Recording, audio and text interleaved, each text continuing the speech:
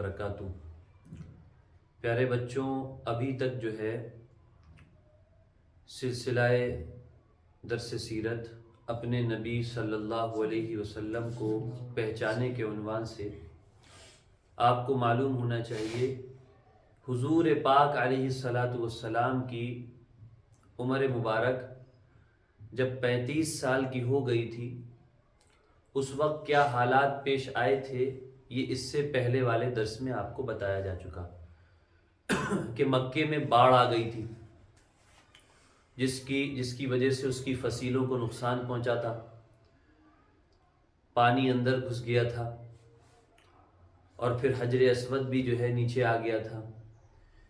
اس معاملے میں، اس تناظر میں اللہ کے نبی صلی اللہ علیہ وسلم کا کیا رول رہا تھا، یہ بھی آپ کو بتایا کہ حجر اسود کون رکھے گا، یہ حضور پاک علیہ الصلاۃ والسلام نے مسئلہ حل کروایا۔ یہاں تک بات ہو چکی تھی۔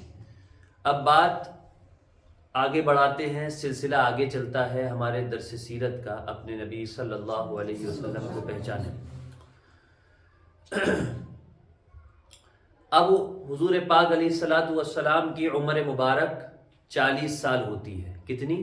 40 سال۔ ہاں، آپ کو معلوم ہونا چاہیے 40 سال جب حضور پاک علیہ الصلاۃ والسلام کی عمر مبارک ہوئی تو آپ کو نبوت سے سرفراز کیا گیا، یا یوں کہہ لیجئے اظہار نبوت کیا گیا۔ آپ نبی تو پیدائش سے تھے، آپ کی وجہ سے تو تخلیق کائنات ہوئی ہے، یعنی دنیا پیدا کی گئی ہے، لیکن اس وقت باقاعدہ آپ کی نبوت رجسٹرڈ ہوئی۔ کیا ہوئی؟ یعنی یہ طے کیا گیا کہ آپ نبی ہیں، اور اس کی کیا کیفیت ہوئی، کیا حالات پیش آئے، آج کے درس میں آپ کو وہ بتایا جائے گا کہ وحی کیا ہوتی ہے۔ کیا وحی؟ آپ حضرات، آپ بچے جو قرآن پڑھ رہے ہیں، یہ وحی ہے۔ کیا ہے؟ ہم اسے قرآن تو کہہ رہے ہیں، لیکن اصل جو ہے اس کا نام کیا ہے؟ وحی۔ وحی کسے کہتے ہیں؟ اللہ کی طرف سے بھیجا ہوا پیغام۔ کیا؟ اللہ کی طرف سے بھیجا ہوا پیغام۔ اور قرآن اس لیے اس کو کہا جاتا ہے، قرآن اس چیز کو کہتے ہیں جس کو بار بار پڑھا جائے۔ کیا؟ قرآن کا مطلب کیا ہوتا بھائی؟ جس کو بار بار پڑھا جائے۔ تو پڑھا جاتا ہے کہ نہیں؟ سب سے زیادہ دنیا میں جو کتاب پڑھی جاتی ہے وہ کیا ہے؟ کون سی کتاب ہے؟ قرآن مجید، قرآن شریف، قرآن کریم، قرآن حکیم، جو کہہ لیجئے، لیکن اس کا اصل نام کیا ہے؟ وحی۔ وحی۔ اور وحی کسے کہتے ہیں؟ اللہ کی طرف سے بھیجے ہوئے پیغام کو جو انہوں نے اپنے نبیوں پر بھیجا ہو۔ ابھی ہمیں جو وحی ملی ہے یہ قرآن کی شکل میں ہے۔ اس سے پہلے جو دوسرے انبیاء کو وحی ملی، کوئی زبور کی شکل میں وحی تھی، توریت کی شکل میں وحی تھی، انجیل کی شکل میں وحی تھی، چھوٹے چھوٹے صحیفوں کی شکل میں وحی تھی۔ ٹھیک؟ تو وحی بھی دو طرح کی ہوتی ہے۔ کتنے طرح کی ہوتی ہے؟ ایک کو کہتے ہیں وحی مطلوع۔ کیا کہتے ہیں؟ اور دوسری کو کہتے ہیں وحی غیر مطلوع۔ کہیے اپنے منہ سے، وحی مطلوع اور وحی غیر مطلوع۔ وحی مطلوع کا مطلب ہوتا ہے، یہ سبق آپ سے کل سنا جائے گا، وحی مطلوع کا مطلب ہوتا ہے جس وحی کی تلاوت کی جائے۔ کیا کی جائے؟ قرآن پاک کی آپ تلاوت کرتے ہیں تو اس کو کیا کہیں گے؟ وحی مطلوع۔ اور وحی غیر مطلوع کہتے ہیں حدیث کو۔ شام کو مغرب بعد جو تعلیم ہوتی ہے اس میں حدیثیں پڑھی جاتی ہیں، وہ اللہ کے نبی صلی اللہ علیہ وسلم کے ارشاد ہوتے ہیں، آپ کا فعل ہوتا ہے، آپ کا قول ہوتا ہے، آپ کی تقریر ہوتی ہے، تو اسے کیا کہتے ہیں؟ وحی غیر مطلوع، جس کی تلاوت نہیں کی جاتی۔ آپ کبھی تلاوت کرتے ہیں بیٹھ کر؟ عن عائشہ رضی اللہ عنہا قال قال رسول اللہ صلی اللہ علیہ وسلم، جیسے قرآن کی تلاوت کی جاتی ویسے عام طور سے اس کی تلاوت نہیں کی جاتی۔ وہ الگ بات ہے، کر سکتے ہیں، پڑھتے ہیں، بڑے بڑے جو عالم بنتے ہیں لوگ، مفتی بنتے ہیں لوگ، عالمیت کرتے ہیں، ان کی درسگاہوں میں اسی انداز سے اس کی تلاوت کی جاتی ہے، لیکن بہرحال آپ عام طور سے جو تلاوت کی جاتی ہے وہ قرآن پاک کی۔ تو اسی وجہ سے قرآن پاک کو کہتے ہیں وحی مطلوع۔ کیا؟ اور حدیث کو کہتے ہیں وحی غیر مطلوع۔ شاباش، ٹھیک ہے، یہ یاد رکھیے گا، کام آنے والی چیز ہے۔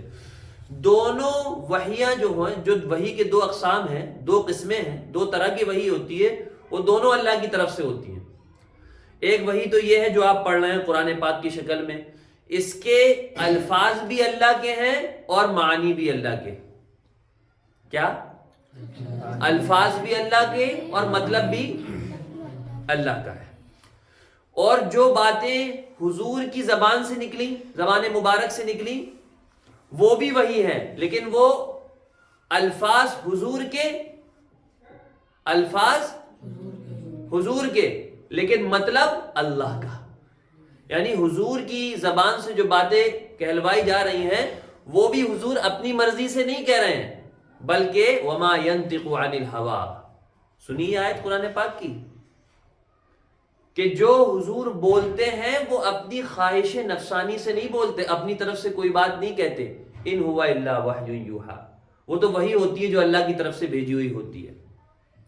تو وحی کی دو قسمیں ہو گئی، ٹھیک ہے؟ کتنی قسمیں ہو گئی؟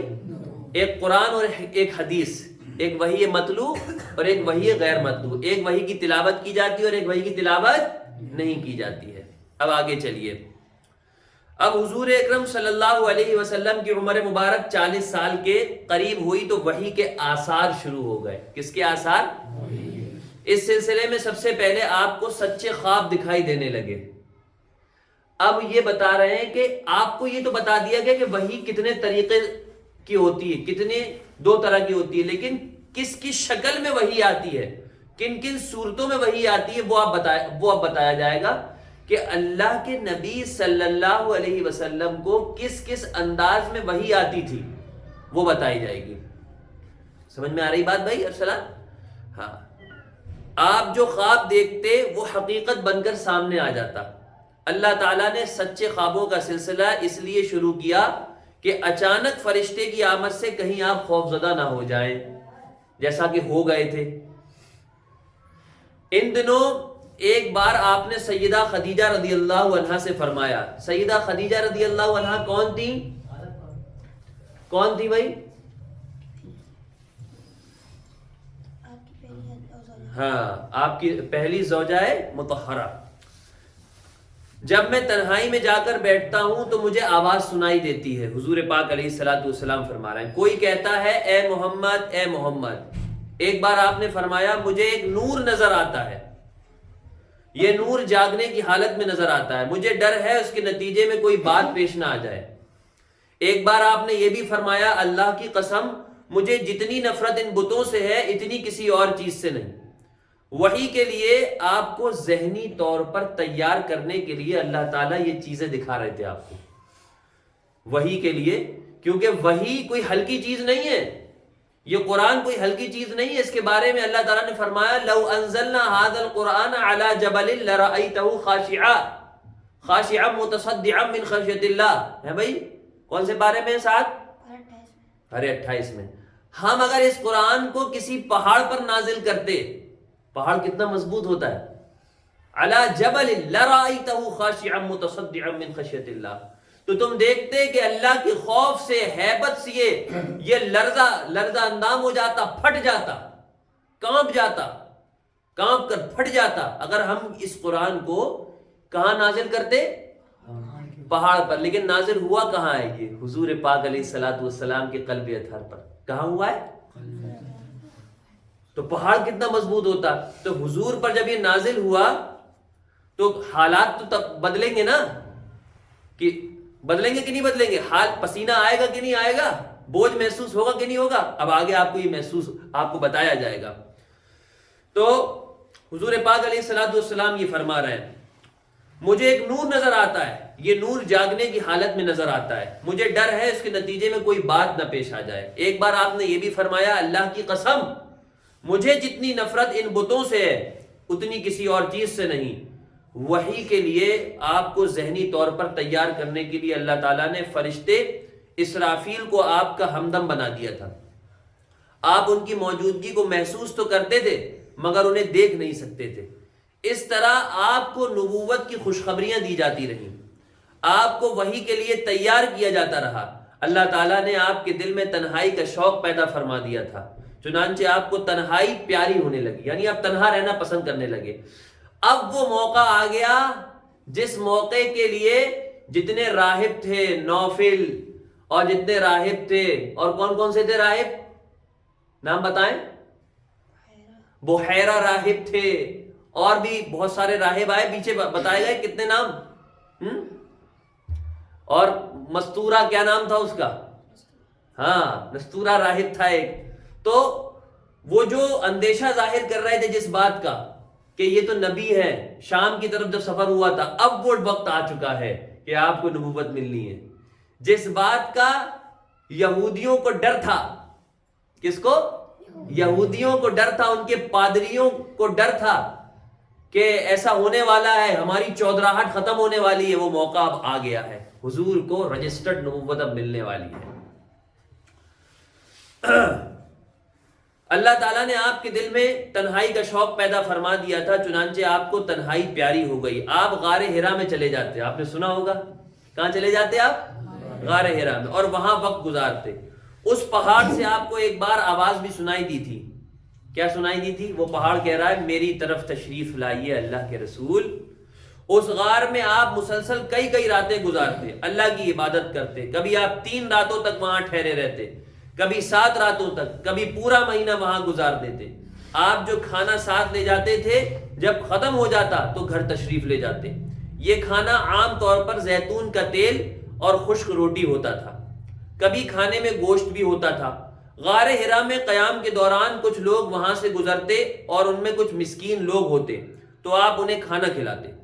غار حرا میں آپ عبادت کس طرح کرتے تھے؟ روایات میں اس کی وضاحت نہیں ملتی، علماء کرام نے اپنا اپنا خیال ظاہر کیا ہے۔ اس میں سے ایک خیال یہ ہے کہ آپ کائنات کی حقیقت پر غور و فکر کرتے تھے، اور یہ غور و فکر لوگوں سے الگ رہ کر ہی ہو سکتا ہے۔ کسی چیز کے بارے میں سوچنا تنہائی میں تو ہو سکتا ہے، کائنات میں غور و فکر کرتے تھے، یہ پہاڑ اللہ نے کیسے بنایا، یہ آسمان کیسا بنایا۔ اگر ہم بھی یہ غور و فکر کریں تو اس سے ایمان مضبوط ہوتا ہے۔ سبحان اللہ، اللہ نے کیسے پہاڑ زمین پر گاڑ دیے، کیسا آسمان بنایا، کیسی ہوائیں اللہ تعالیٰ چلاتا ہے، کیسے پیڑ پودے ہیں، جو کائنات میں غور و فکر کرتے تھے۔ پھر آخر کار وہ رات آ گئی جب اللہ تعالیٰ نے آپ کو نبوت اور رسالت عطا فرما دی۔ آپ کی نبوت کے ذریعے اپنے بندوں پر عظیم احسان فرمایا۔ وہ ربیع الاول کا مہینہ تھا اور تاریخ 17 تھی۔ بعض علماء نے یہ لکھا ہے کہ وہ رمضان کا مہینہ تھا، کیونکہ قرآن رمضان میں نازل ہونا شروع ہوا تھا۔ 8ویں اور 3ری تاریخ بھی روایات میں آئی ہے، اور یہ پہلا موقع تھا جب جبریل علیہ السلام وحی لے کر آپ کی خدمت میں حاضر ہوئے، اس سے پہلے وہ آپ کے پاس نہیں آئے تھے۔ جس صبح جبریل علیہ السلام وحی لے کر آئے وہ پیر کی صبح تھی، اور پیر کی صبح ہی آپ اس دنیا میں تشریف لائے تھے۔ آپ فرمایا کرتے تھے پیر کے دن کا روزہ رکھو، کیونکہ میں پیر کے دن پیدا ہوا، پیر کے دن ہی مجھے نبوت ملی۔ سمجھے؟ عام طور سے ہفتے میں 2 دن کا روزہ رکھنا مستحب ہے، سنت ہے، پیر کا دن اور جمعرات کا دن، ٹھیک ہے۔ بہرحال اس بارے میں روایات مختلف ہیں۔ یہ بات طے ہے کہ اس وقت آپ کی عمر مبارک کا 40واں سال چل رہا تھا۔ اس وقت نیند میں تھے کہ جبریل علیہ السلام تشریف لے آئے۔ ان کے ہاتھ میں ایک ریشمی کپڑا تھا اور اس کپڑے میں ایک کتاب تھی۔ کیا تھا بھائی؟ ریشمی کپڑا تھا اور اس میں کتاب لپٹی ہوئی تھی۔ انہوں نے آتے ہی کہا اقرا۔ کیا کہا بھائی؟ اقرا یعنی پڑھیے۔ آپ نے فرمایا میں نہیں پڑھ سکتا، ما انا بقاری، میں پڑھا ہوا نہیں ہوں، میں پڑھ ہی نہیں سکتا۔ حضور پاک علیہ الصلوۃ والسلام زندگی بھر کسی استاد سے نہیں پڑھے۔ کس سے پڑھے؟ اللہ تعالیٰ سے پڑھے۔ آپ لوگ یہ مت سوچ لیے گا کہ ٹھیک ہے ہم اللہ سے پڑھ لیں گے، یہ حضور کا معجزہ تھا۔ دراصل اللہ تعالیٰ کو یہ بتانا تھا لوگوں کو، دیکھو اگر یہ اپنی طرف سے کوئی بات کہتے، تم کہتے کہ فلاں استاد سے پڑھے، فلاں استاد سے پڑھے، اس لیے ہم نے کسی استاد سے ان کو پڑھایا ہی نہیں، ہم نے سیدھے ڈائریکٹ ان کو پڑھایا، تاکہ یہ ظاہر ہو جائے کہ ان کو جو کچھ پیغام دیا جا رہا ہے وہ میری طرف سے ہے۔ اس پر جبریل علیہ السلام نے آپ کو سینے سے لگا کر بھینچا، ایسے پکڑ کر۔ آپ فرماتے انہوں نے مجھے اتنی زور سے بھینچا کہ مجھے موت کا گمان ہوا۔ اس کے بعد انہوں نے مجھے چھوڑ دیا، پھر کہا پڑھیے۔ یعنی جو میں کہوں وہ پڑھیے. اس پر آپ نے فرمایا میں کیا پڑھوں؟ تب جبریل علیہ السلام نے سورۃ العلق کی آیات پڑھی. کیا پڑھی؟ اقرأ بسم ربک الذی خلق خلق الانسان من علق اقرأ وربک الاکرم الذی علم بالقلم علم الانسان ما لم يعلم. یہ 5 آیتیں. ٹھیک ہے. اے پیغمبر صلی اللہ علیہ وسلم، آپ پر جو قرآن نازل ہوا کرے گا اپنے رب کا نام لے کر پڑھا کیجئے. یعنی جب پڑھیں بسم اللہ الرحمن الرحیم کہہ کر پڑھا کیجئے. اس سے یہ مطلب نکلتا ہے جس نے مخلوقات کو پیدا کیا، جس نے انسان کو خون کے لوتھڑے سے پیدا کیا، آپ قرآن پڑھا کیجئے. اور آپ کا رب بڑا کریم ہے، جو چاہتا ہے عطا کرتا ہے. اور ایسا ہے جس نے لکھے پڑھوں کو قلم سے تعلیم دی. قلم سے تعلیم دی. اس لیے قلم سے تعلیم لینا بھی کتنا ضروری ہے. اس لیے اردو لکھنے میں جو ہے لا تلالی مت کیا کرو، سستی مت کیا کرو. کتنا ضروری ہے اردو لکھنا بھی. یعنی قلم سے جو بھی تعلیم ہو، قلم بہت اہمیت رکھتا ہے تعلیم کے میدان میں. صرف پڑھنا نہیں، صرف ریڈنگ نہیں، رائٹنگ بھی بہت ضروری ہے. ٹھیک. اور عام طور پر انسانوں کو دوسرے ذریعوں سے ان چیزوں کی تعلیم دی جن کو وہ نہیں جانتا تھا. آپ فرماتے ہیں میں نے ان آیتوں کو اس طرح پڑھ دیا جس کے بعد وہ فرشتہ میرے پاس سے چلا گیا. ایسا لگتا تھا گویا میرے دل میں ایک تحریر لکھ دی گئی ہو. یعنی یہ کلمات مجھے زبانی یاد ہو گئے. اس کے بعد آپ گھر تشریف لے آئے. تو یہ وحی کا سلسلہ شروع ہو گیا. کس کا سلسلہ؟ یہ قرآن آپ کے پاس اتنی آسانی سے نہیں آیا ہے. سمجھ رہے ہیں آپ؟ 2 طریقے تو تھے جو میں نے بتائے کہ وحی کی 2 قسمیں ہیں. اب کتنی صورتیں ہوتی تھیں وحی کی وہ بھی سماعت فرمائے. اور قرآن کا آغاز، وحی کا آغاز کس سے ہوا؟ پڑھنے سے. اس سے یہ بات بھی معلوم چلتی ہے کہ پڑھائی کی کتنی اہمیت ہے. اسلام کی شروعات ہی پڑھائی سے ہے. وہ مسلمان ہو ہی نہیں سکتا جو پڑھا لکھا نہ ہو. یعنی کمال اسلام اس میں نہیں ہو سکتا. اسلام کا کمال نہیں ہو سکتا اس میں جو پڑھا لکھا نہ ہو. ٹھیک ہے، کلمہ پڑھ لے گا مسلمان ہو جائے گا، لیکن اسلام نے جو سب سے پہلے جس چیز کی تعلیم دی ہے وہ ہے پڑھنا. اگر پڑھو گے نہیں تو نماز کی اہمیت بھی کیسے جانو گے؟ ماں باپ کی خدمت بھی کیسے جانو گے کہ کتنا ثواب ملتا ہے اگر پڑھو گے نہیں؟ اس لیے پڑھنا کتنا ضروری ہے. حیرت ہے وہ قوم تعلیم و ترقی میں ہے پیچھے، جس قوم کا آغاز ہی اقرا سے ہوا تھا. اور ہم ہی لوگ سب سے پیچھے. حضرت ابن عباس رضی اللہ عنہ جانتے ہیں صحابی، انہوں نے روایت کیا ہے، وہ فرماتے ہیں کہ اللہ کے نبی صلی اللہ علیہ وسلم نے ارشاد فرمایا کہ حضرت سلیمان علیہ السلام، نام سنا نبی کا؟ حضرت سلیمان علیہ السلام کو اللہ تعالیٰ نے یہ فرمایا اے سلیمان یا تو مال لے لو، سلطنت لے لو، یا علم لے لو. کیا لے لو؟ مال لے لو، سلطنت لے لو، یا علم لے لو. حضرت سلیمان علیہ السلام نے علم لے لیا. علم لیا تو مال اور سلطنت ان کے پیچھے پیچھے آ گیا. کیونکہ حضرت سلیمان علیہ السلام کے بارے میں آپ جان لیں وہ سب سے امیر نبی تھے، سب سے زیادہ مالدار نبی تھے. اللہ تعالیٰ نے ان کو مال بھی دیا تھا اور حکومت و سلطنت بھی دی تھی. تو کس وجہ سے؟ کہ ان کو اللہ تعالیٰ نے علم دے دیا. علم کا آئے گا وہ بولیاں ایک تو قرآن کا علم، اللہ کی وحی کا علم. قرآن تو نہیں کہیں گے، وحی جو بھی ان کو کتاب دی گئی، صحیفہ دیا گیا یا زبور پہ تھے وہ جس کو فالو کر رہے تھے، تو بہرحال ان کو علم دیا گیا. اور یہاں تک ان کو علم دیا گیا کہ پرندوں کی بولیاں بھی وہ سمجھتے تھے. سمجھ رہے؟ ہواؤں سے باتیں کرتے تھے. اتنا علم ان کو دیا تھا اللہ تعالیٰ نے. تو جب یہ علم ان کو ملا تو سلطنت اور مال بھی ان کے ساتھ ہو لیا. تو آپ یہ یاد رکھیے کبھی بھی روزی کا رونا مت روئیے گا اگر آپ علم حاصل کرنے والے ہیں. اگر آپ علم حاصل کریں گے تو مالداری، حکومت آپ کے پیچھے پیچھے چل کر آئے گی، آپ کی جوتیوں میں آئے گی. لیکن آپ پڑھیں گے لکھیں گے نہیں، یہ سوچیں گے کہ ابا کا میرے کارخانہ ہے، ابا کا میرے پیٹرول پمپ ہے، ابا کا میرے جو ہے ٹائلز کی دکان ہے، شو روم ہے، ہم ایسے ہی ہو جائے گا گزر بسر ہمارا. تو یاد رکھیے ایسا شخص کامیاب بھی نہیں ہو پائے گا اور زیادہ دیر تک گزر بسر بھی نہیں ہو پائے گا اس کا. اگر علم آپ کے پاس ہوگا تو علم کے ذریعے سے جہاں آپ کے ابا ہیں ان سے آگے آپ جائیں گے. ٹھیک ہے, جہاں آپ کے والدین ہیں ان سے آگے آپ جائیں گے. اگر علم نہیں سیکھا تو آپ کی ترقی رک جائے گی. اس لیے علم سیکھنا ہے. علم سیکھیں گے تو دنیا اپنے آپ آ جائے گی. تو اس سے یہ بات معلوم چلی. ایک حدیث میں آتا ہے کہ طلب العلم فریضۃ علی کل مسلم, کہ علم کا حاصل کرنا ہر مسلمان مرد عورت پر کیا ہے بھائی؟ فرض ہے. فرض ہے, اسے فرض سمجھیں آپ. اتنا علم حاصل کرنا جس سے حلال حرام کی تمیز ہو جائے, کیا چیز حلال ہے کیا چیز حرام ہے. تمہیں معلوم ہے کیا چیز حلال ہے کیا چیز حرام ہے؟ حال مفتی صاحب سے پوچھتے ہو, حال مولانا صاحب سے پوچھتے ہو یہ چیز جائز ہے کہ ناجائز ہے. تو اتنا علم حاصل کرنا تو ضروری ہے. اور ایک حدیث میں آتا ہے اطلب العلم, کہ علم حاصل کرو کہاں سے؟ ماں کی گود سے لے کے قبر کی گود تک. یعنی ابھی تو آپ چھوٹے ہیں, یہ نہ سمجھیے گا کہ ہم بڑے ہو جائیں گے فارغ ہو جائیں گے تو ہم علم حاصل نہیں کریں گے. نہیں, علم حاصل کرتے رہنا ہے. یہاں سے پڑھ کے چلے جائیں, آگے پڑھیں, شادی ہو جائے کتابیں پڑھیں, بزرگوں کے پاس جائیں, یہ بھی علم حاصل کرنے کا ذریعہ ہے. ٹھیک ہے, تو جب تک موت نہ آ جائے تب تک علم حاصل کرتے رہنا, اور شوق سے کرنا ہے. شوق سے علم حاصل کیا جاتا ہے. تو اس سے جو ہے علم حاصل کرنے کی فضیلت بھی معلوم چلی.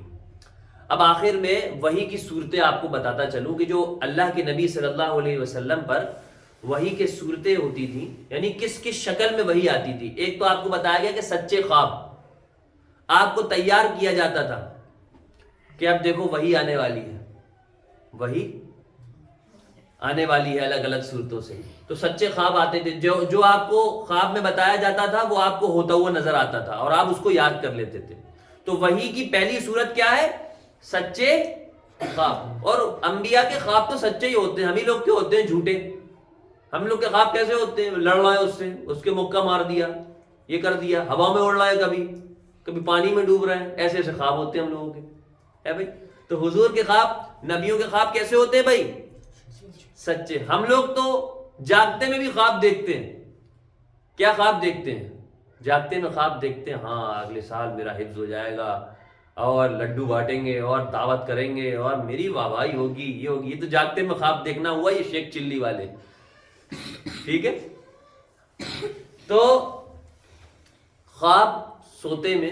اور یہ بھی یاد رہے کہ نبیوں کا دل کبھی نہیں سوتا تھا. نبی سو بھی جائے تو ان پر جو ہے وضو فرض نہیں ہوتا تھا. ہم لوگ اگر سو گئے تو وضو ٹوٹ جاتا ہے, انبیاء کا وضو نہیں ٹوٹتا, ان کا دل جاگتا رہتا ہے. تو حضور پاک علیہ الصلوۃ والسلام کو جو پہلی صورت قرآن کے آنے کی, وحی کے آنے کی کیا تھی؟ سچے خواب. دوسری صورت حضور پاک علیہ الصلوۃ والسلام فرماتے ہیں کہ گھنٹی کی آواز آتی تھی. کہے کی ہلکی ہلکی گھنٹی کی آواز آتی تھی, اور وہ صورت میرے اوپر سب سے زیادہ سخت ہوتی تھی. حضور فرما رہے ہیں یہ صورت سب سے زیادہ میرے اوپر کیا ہوتی تھی؟ سخت, دشوار ہوتی تھی. یعنی حضور اگر اونٹنی پر بیٹھے ہوتے تھے اور وحی آ جاتی تھی, گھنٹی کی آواز ہلکی ہلکی سنائی دینے لگتی تھی اور آپ آنکھیں بند کر لیتے تھے, آپ کا چہرہ زرد ہو جاتا تھا, پیلا, اور آپ کے دانت ہلکے ہلکے کٹ کٹ کرنے لگتے تھے. روایت میں آیا ہے. اور اتنا بوجھ ہوتا تھا اس وحی کا کہ حضور پاک علیہ الصلوۃ والسلام کے ساتھ وہ اونٹنی بھی بیٹھ جاتی تھی بوجھ کے مارے. لیکن اس بوجھ کو حضور پاک علیہ الصلوۃ والسلام نے برداشت کیا. یہ پہاڑ نہیں برداشت کر پاتا. اللہ تعالیٰ نے فرمایا پہاڑ پھٹ جاتا, ریزہ ریزہ ہو جاتا میری خشیت سے. تو دوسری صورت یہ کہ گھنٹی کی آواز آتی تھی, اس وقت جو کچھ کہا جاتا تھا مجھے یاد ہو جاتا تھا. اچھا, اور تیسری صورت وحی کی کیا ہوتی تھی؟ ایک صورت ہوتی تھی وحی کی کہ جبریل علیہ السلام انسانی شکل میں آ جاتے تھے. عام طور سے ایک صحابی کی شکل میں آتے تھے, حضرت دحیہ کلبی رضی اللہ عنہ. کس صحابی کی شکل میں؟ قلبی نہیں, کلبی رضی اللہ عنہ. ان کی شکل میں آ جاتے تھے اور آپ کو پیغام دے دیتے تھے جو اللہ رب العزت نے بھیجا ہے. کتنی صورتیں ہوئیں؟ 3. اور چوتھی صورت ایک اور تھی وحی کے آنے کی کہ جبریل علیہ الصلوۃ والسلام آپ کے دل میں کوئی بات اللہ کے حکم سے ڈال دیتے تھے.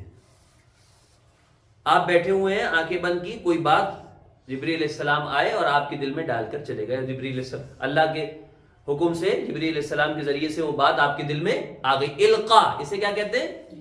القا. القا کہتے ہیں دل میں بات ڈالنا. ٹھیک ہے. اور ایک شکل اور ہے وحی کی کہ حضرت جبریل علیہ الصلوۃ والسلام خود اپنی شکل میں آ جائیں. ایسا زندگی میں حضور کی 3 دفعہ ہوا ہے. کتنی دفعہ؟ ایک دفعہ تو خود اللہ کے نبی صلی اللہ علیہ وسلم نے جبریل علیہ السلام کو دیکھنے کی خواہش ظاہر کی کہ میں آپ کو دیکھنا چاہتا ہوں اصلی شکل میں. روایات میں آتا ہے جبریل علیہ الصلوۃ والسلام اتنے بڑے ہیں کہ اگر ایک پر کھولیں تو مشرق پورا آ جائے, ایک پر کھولیں تو مغرب پورا آ جائے, پوری دنیا چھوٹی پڑ جائے. اصلی شکل حضرت جبریل علیہ الصلوۃ والسلام کی, سمجھ رہے؟ اصلی شکل ایسی. تو 3 دفعہ, بعض روایت میں آیا 2 دفعہ حضور نے دیکھا ہے. ایک دفعہ تو جو ہے آپ نے خواہش ظاہر کی تب آپ نظر آئے, ایک دفعہ جو ہے معراج کے موقع پر دیکھا اصلی شکل میں. بقیہ تو آتے تھے صحابی کی شکل میں. اور تیسری دفعہ ایک کوئی مکے میں ایک مقام ہے وہاں پر بھی دیکھا. تو 3 دفعہ اس طریقے سے حضور پاک علیہ الصلوۃ والسلام نے حضرت جبریل علیہ السلام کو دیکھا. تو یہ کیا ہے؟ وحی کی صورتیں 5 صورتوں میں 5 طریقوں سے وحی آپ کو دی جاتی تھی. اور وحی کی قسمیں کتنی ہیں؟ 2, وحی مطلوع اور وحی غیر مطلوع. یہ جو وحی مطلوع ہے یہ 5 طریقے سے آپ پر آتی تھی, یہ یاد رکھنا. اور جب شروع میں حضور پاک علیہ الصلوۃ والسلام پر وحی آتی تھی تو حضور پاک علیہ الصلوۃ والسلام ڈر جاتے تھے. بھئی انسان تھے, ایسا نہیں ڈرتے تھے جیسے ہم لوگ ڈرتے ہیں. پتہ چلا چوہے سے ڈر گئے, کسی سے ڈر گئے, ہے نہیں. مطلب ایک ایسی چیز سے جس کو ہم نے دیکھا نہیں کبھی, وہ اچانک سامنے جب آ جائے تو انسان ڈر جاتا ہے.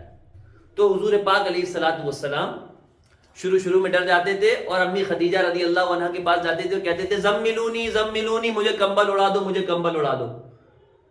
تو اللہ تعالیٰ کو یہ کمبل اڑانے والی بھی ادا اتنی پسند آئی, اللہ تعالیٰ نے فرمایا یا ایھا المزمل, اے کمبل اڑنے والے. مزمل آیا نا قرآن پاک کی صورت. تو کمبل, مزمل کا معنی کمبل اوڑھنے والے. اس وقت جو ہے قم اللیل الا قلیلا, کھڑے ہو جائیے رات کو تھوڑا, تہجد پڑھیے. نصفہ او انقص منہ قلیلا او زد علیہ ورتل القرآن ترتیلا, قرآن بھی پڑھیے ترتیل کے ساتھ, اچھے انداز میں الگ الگ کر کے, ایک لفظ کو الگ الگ کر کے پڑھیے. سمجھے؟ کہا ایک لفظ کو الگ الگ کر کے پڑھنا ہے قرآن. ورتل القرآن ترتیلا. تو اس وقت حضور پاک علیہ الصلوۃ والسلام کو جاڑا لگتا تھا, سردی لگتی تھی, حالانکہ سردی کا موسم بھی ہوتا تھا. اس وقت جو ہے گرمی بھی لگتی تھی, کبھی سردی لگ رہی ہے کبھی گرمی لگ رہی ہے, ایسا آپ کے اوپر حال ہو جاتا تھا. تو یہ وحی کی صورتیں تھیں جو میں نے آپ کے سامنے بیان کی. اس کو یاد کر لیجئے گا, یاد نہ ہو دوبارہ اس کلپ کو سنیے گا, آڈیو کو سنیے گا, ویڈیو کو دیکھیے گا. آپ سے انشاءاللہ کل اس سلسلے میں سوال کیے جائیں گے. چلیے بند کر دیں.